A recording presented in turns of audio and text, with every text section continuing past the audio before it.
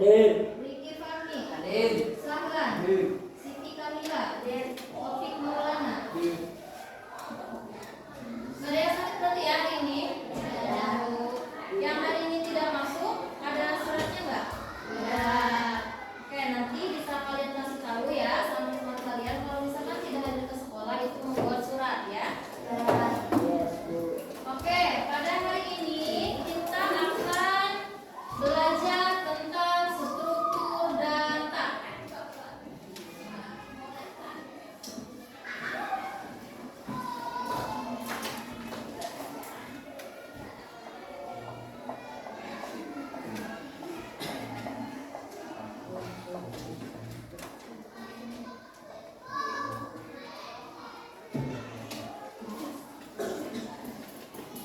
Di sini ada yang udah tahu belum apa itu struktur data? Sebelumnya Ibu udah pernah ngasih tahu belum tentang struktur data? Coba silakan dibuka bukunya ya.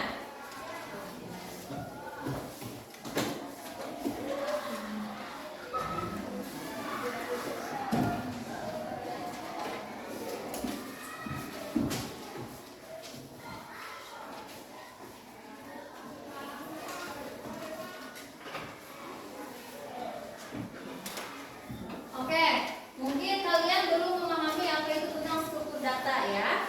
Maka dari itu sebelum Ibu menjelaskan apa itu struktur data, pernah nggak sih kalian menyimpan daftar nama teman kalian misalkan di HP atau mengurutkan nilai? Misalkan ada tugas dari guru untuk mengurutkan nilai, dan kemudian kalian menyimpannya itu di HP, pernah nggak?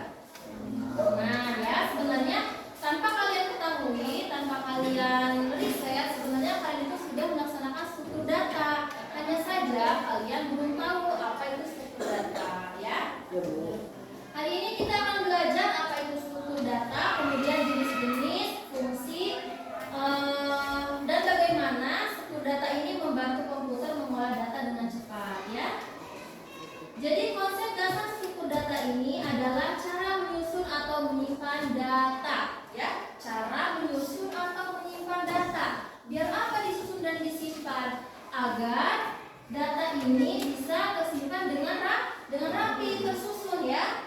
Boleh kalian tulis misalkan takutnya nanti ada ampunannya atau nanti ada pertanyaan ya. Boleh ditulis apa itu struktur data. Silakan. Jadi apa tadi struktur data itu? Cara menyusun dan menyimpan data agar dapat digunakan dengan efisien di dalam program komputer. Perlu Ibu tulis nggak? Perlu ya.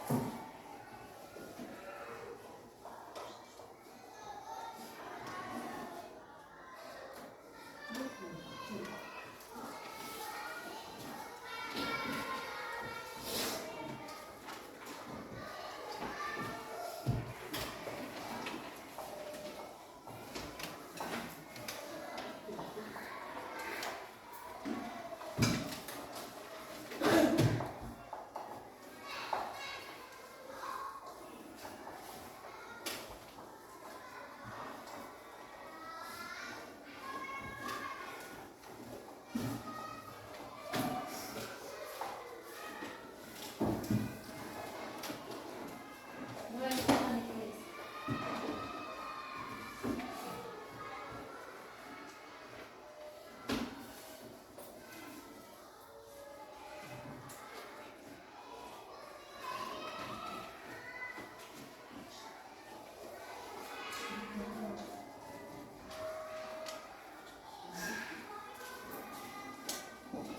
Sudah?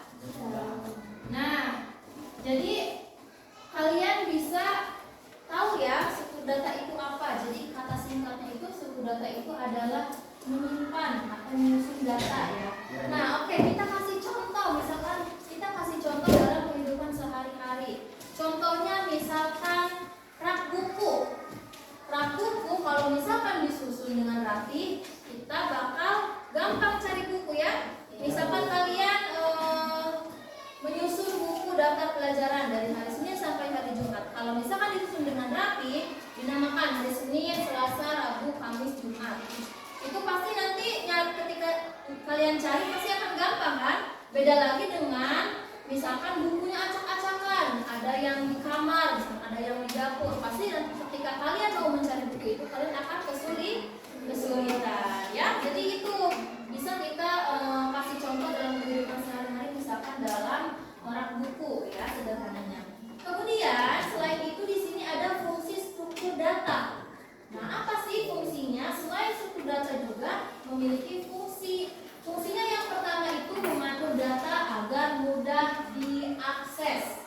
Ya, kalau misalkan kalian mempunyai data, kemudian kalian menyimpan dengan baik. Ketika misalkan nanti mau dikirim atau ada yang minta data, misalkan data nama-nama kelas 9A misalkan. Pasti ketika ada yang minta, ketika sudah disusun dengan rapi, pasti akan gampang ya. Beda lagi kalau misalkan tidak didata, tidak disusun dengan rapi, pasti akan kesulitan. Itu salah satu fungsinya. Kemudian selain itu juga menghemat waktu dan memori komputer ya. Selain gampang dicari, itu juga menghemat waktu dan memori komputer. Apa menghemat waktunya? Kalau misalkan disusun rapi, pasti kan langsung tuh tinggal cari aja data, misalkan data siswa kelas 9A, pasti langsung ada kan? Beda lagi dengan kalau tidak disusun, pasti nanti kalian akan mencari-cari lagi ya. Kemudian selain fungsi struktur data, di sini juga ada jenis-jenis struktur data. Ada banyak jenisnya. Yang pertama ada array.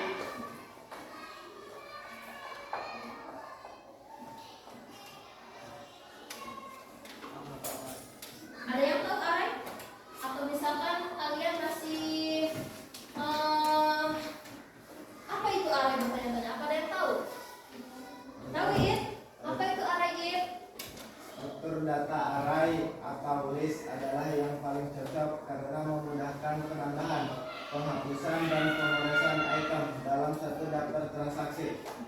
Ya, betul ya. Apa tadi kata Iin? Sederhananya array itu adalah apa? Ibu ulangi, nggak kedengeran sama teman-temannya.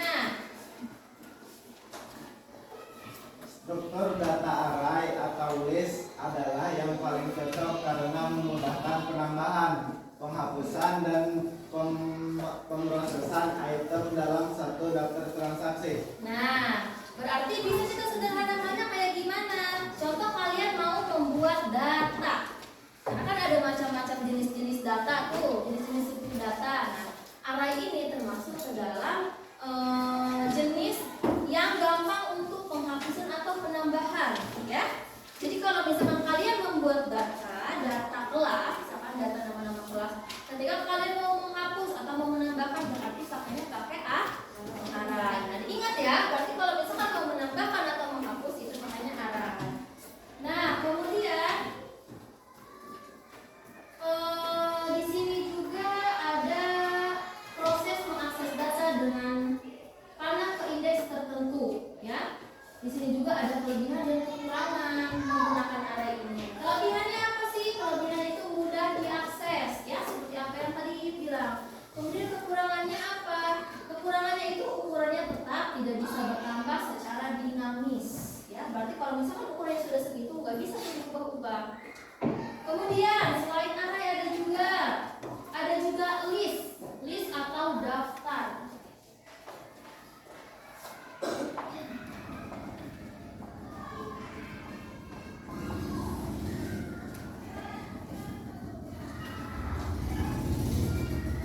Nah, apa sih list ini? List itu mirip array tapi lebih fleksibel. Kenapa lebih fleksibel? Karena bisa menyusun data dengan fitur berbeda dan bisa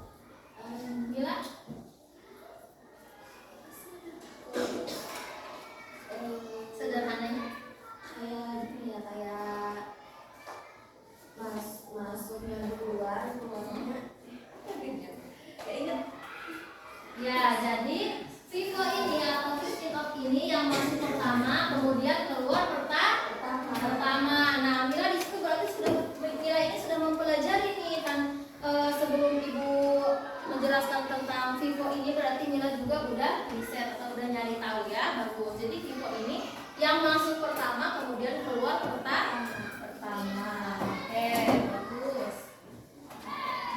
Kemudian di sini ada penerapan struktur data dalam kehidupan sehari-hari, ya. Apa aja sih penerapan struktur data? Ayo kita kasih contoh dalam kehidupan sehari-hari. Misalkan kita membuat, sederhana saja ya contohnya, dalam kehidupan sehari-hari misalkan membuat daftar nama kelas, ya.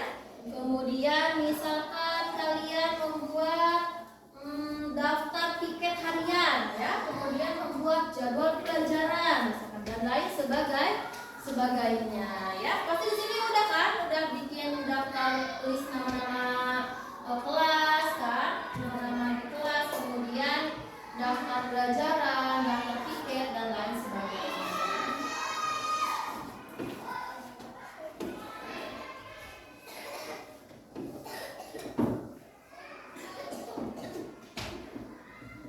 Oke, setelah itu karena Ibu tadi sudah kasih kalian pemahaman ya sedikit tentang struktur data.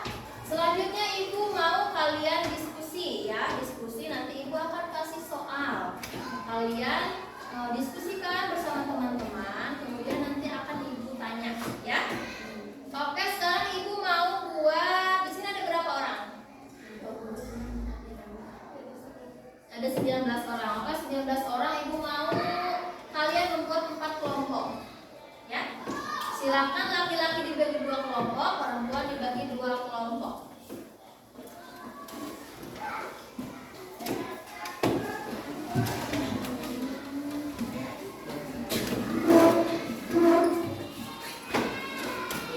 Ya, silakan.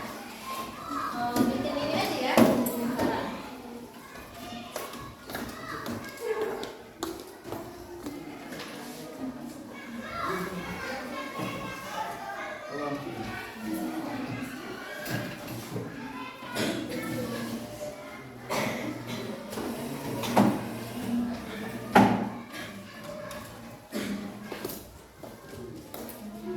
Sudah membuat lingkaran? Oke, kemudian Ibu akan kasih kalian, nanti kalian mencatatnya.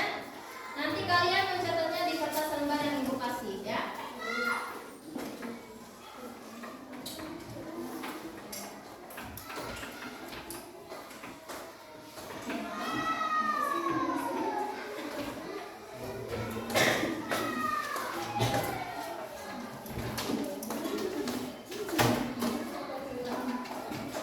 Nanti Ibu akan kasih tahu soalnya kalian nanti silakan diisi berdiskusi ya. Ya,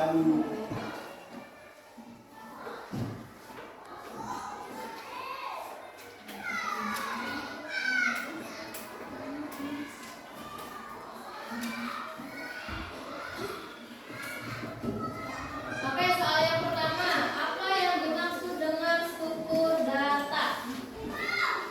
Apa yang dimaksud dengan struktur data?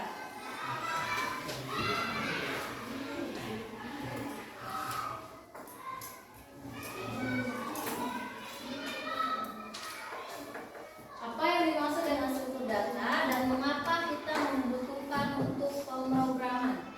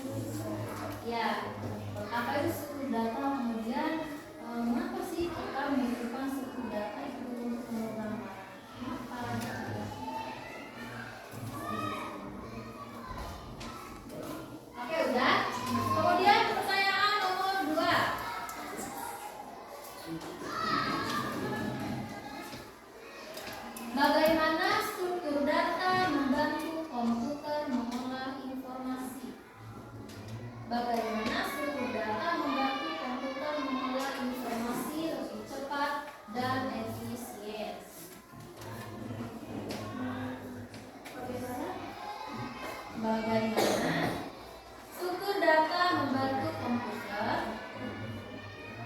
Coba deh. Bagaimana struktur data membantu komputer mengolah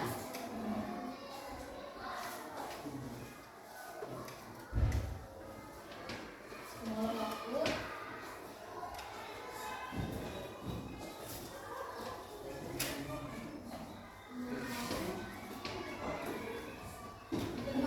Bu, soalnya apa, Bu?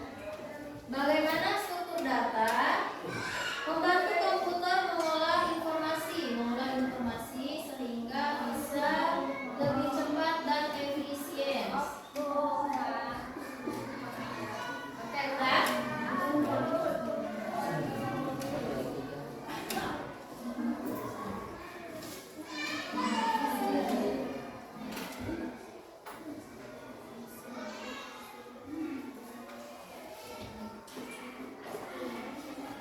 Sudah?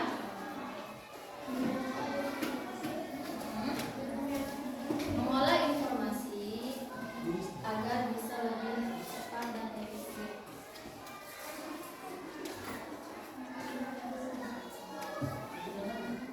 Sudah?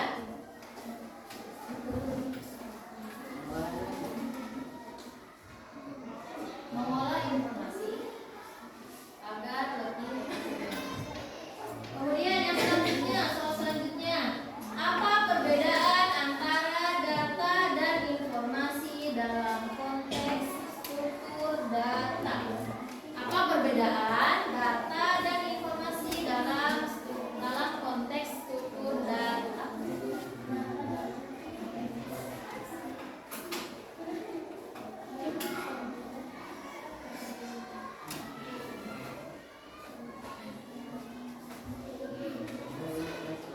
Apa perbedaan data dan informasi dalam konteks struktur data?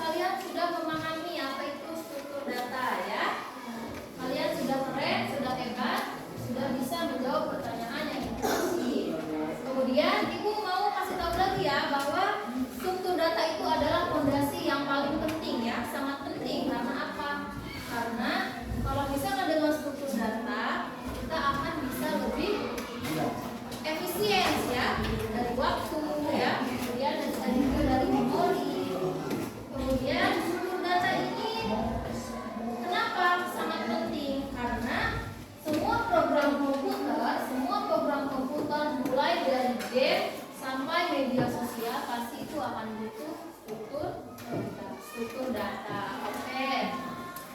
Di sini Ibu mau ada pertanyaan ya. Nanti yang bisa boleh menjawab. Ibu akan acak pertanyaannya. Oke, coba Ibu akan tanya. Tahu boleh atau tangan langsung jawab ya. Apa perbedaan antara data dan informasi? Menurut Ya, silakan Hamdan. data merupakan fakta atau angka mentah yang belum terorganisasi, sedangkan informasi adalah data yang telah diproses, diorganisasi, dan disajikan dalam konteks yang bermakna sehingga berguna untuk pemahaman dan pengambilan keputusan. Nah, ya, apa katanya? Data itu adalah angka yang masih mentah, sedangkan informasi yang sudah diproses ya. Oke, jawaban Hamdan betul, boleh tepuk tangan. Oke, sekarang pertanyaan kedua. Bagaimana prinsip kerja struktur data di flow? Atau tadi apa di flow? List in? Oh, ada yang tahu? Oke, silakan.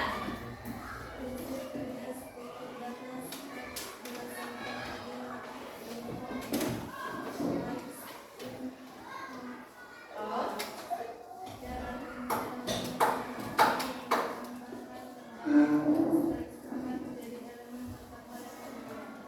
Oke, tepuk tangan, jawabannya betul.